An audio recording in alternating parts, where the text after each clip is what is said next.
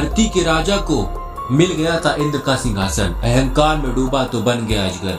आज हम एक ऐसी पौराणिक मान्यता के अनुसार ऐसी कहानी सुनाने जा रहे हैं जो बहुत ही दिलचस्प है। तो बने रहिए आप भी मेरे साथ इस कहानी के अंत तक। तो चलिए शुरू करते हैं। पौराणिक मान्यताओं के अनुसार दुर्वासा ने क्रोध में आकर इंद्र को श्राप दे दिया था। इससे इंद्र देव शक्तिहीन हो गए थे। असुरों ने इसका फायदा भरपूर उठाया और स्वर्ग में अपना कब्जा जमाने की कोशिश करने लगे। इंद्र डर के एकांत में जाकर छिप गए। इससे दैत्य स्वर्ग में उत्पात मचाने लगे। तब अन्य देवताओं को चिंता होने लगी। सभी देवता सप्त ऋषियों के पास गए और इसका समाधान मांगा। और दूसरी तरफ उस समय धरती पर नहुस नाम के एक प्रतापी राजा हुआ करते। सप्त ऋषियों ने देवताओं से नहुस से मदद मांगने के लिए कहा। तभी देवता नहुस के पास गए और स्वर्गलोक को असुरों से बचाने का आग्रह किया। नहुस बहुत तेजस्वी और प्रतापी राजा था। नहुस ने अपनी शक्ति के बल पर असुरों को स्वर्गलोक से खदेड़ दिया। वहाँ पर शक्ति कायम की। यह देखकर सभी देवता प्रसन्न हो गए। जैसे जैसे समय बीतता गया राजा नहुस खुद को तीनों लोकों का स्वामी समझने लगा।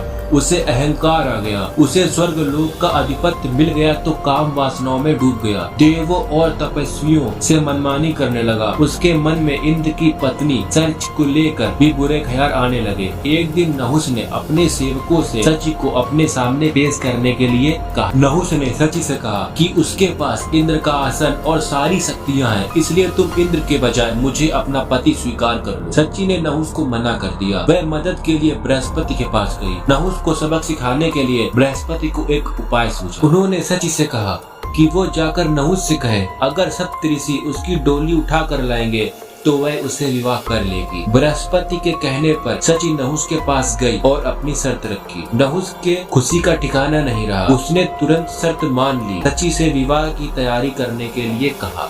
नहुस ने तुरंत सप्त ऋषियों को अपने दरबार में बुलाया। उन्हें डोली में बिठाकर सची के पास ले जाने के लिए कहा। सप्त ऋषियों के पास नहुस का आदेश मानने के अलावा कोई चारा नहीं था। नहुस डोली में बैठ गया और सप्त ऋषि अपने बूढ़े कंधे पर धीरे धीरे सची की ओर ले जाने लगे। सभी ऋषि धीरे चल रहे थे। इससे नहुस क्रोधित हो गया। उसने सप्त ऋषियों को जल्दी चलने को कहा। फिर भी उनकी गति नहीं बढ़ी तो क्रोध में आकर नहुस ने सबसे आगे चल रहे अगस्त ऋषि को लात मार दी। फिर क्या, सप्त ऋषियों के सब्र का बांध टूट गया। उन्होंने डोली को वहीं पटका और नहुस को अजगर बनने का श्राप दे दिया। इसी तरह इंद्रलोक का राजा नहुस अपने अभिमान के चलते अजगर बनकर रह गया। हजारों सालों बाद पांडवों ने नहुस को उसके श्राप से मुक्ति दिलाई। फिर जाकर उसका उद्धार हुआ। इसके बाद बृहस्पति के कहने पर इंद्र को खोजा गया। इंद्र देव पर ब्रह्म हत्या का पाप लगा था। उसके दोष का निवारण किया गया। इंद्र के पास वापस सभी शक्तियां आ गई और वह स्वर्गलोक का सिंहासन फिर से उसी को मिल गया। तो यही थी राजा नहुस की कहानी। अहंकार में डूबा तो बन गया अजगर। अगर आपको ये कहानी अच्छी लगी हो तो कमेंट में जरूर बताइएगा।